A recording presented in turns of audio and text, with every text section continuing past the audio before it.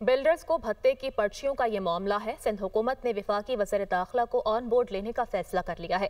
वज़ीर आला हाउस में आबाद नुमाइंदगान की अहम मीटिंग 2 घंटे तक जारी रही। अहम फैसलों पर इत्तफाक हो गया। वज़ीर आला सिंध की सदारत में IG Sindh, additional IG Sindh, chief secretary समेत अहम वज़रा मीटिंग में शामिल थे। इस हवाले से मजीद क्या तफसीलात हैं, जान लेते हैं अपने नुमाइंदे हमजा गिलानी से। हमजा, बताइएगा।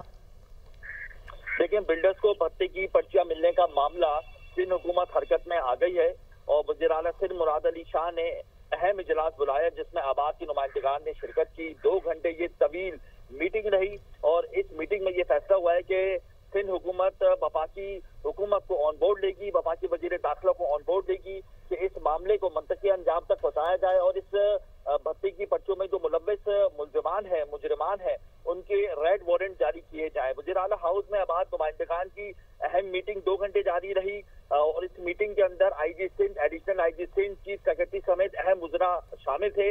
वज़ीर आला सिंध ने बिल्डर्स को तहफ़्फ़ुज़ फराहम करने के लिए कमेटी भी बना दी है और ईरान से भत्ते की कॉज पर नोटिस लेते हुए IG सिंध की निगरानी में कमेटी बनाने का हतमी फैसला किया है और इसी ज़िम्मन में वज़ीर आला सिंध की हिदायत पर IG सिंध ने आज शाम 6 बजे हंगामी इजलास भी बुला लिया है और वज़ीर आला सिंध ने चेयरमैन आबाद और उनके साथ हनीफ गौहर और अफजल हमीद को इस बात की यकीन दहानी कराई है कि वो अगले माह आबाद में भी एक अहम खिताब के लिए बिल्डर से यकजहती का मुजाहरा करेंगे। इसके अलावा भत्ते में मुलव्विस मुजरिमों के रेड वारंट जल्द जारी होंगे और इसके अलावा आबाद के नुमाइंदगान की आज न सिर्फ वज़ीर आला हाउस में अहम मुलाकात हुई है बल्कि आला सिक्योरिटी इदारों से भी अहम मुलाकात हुई है।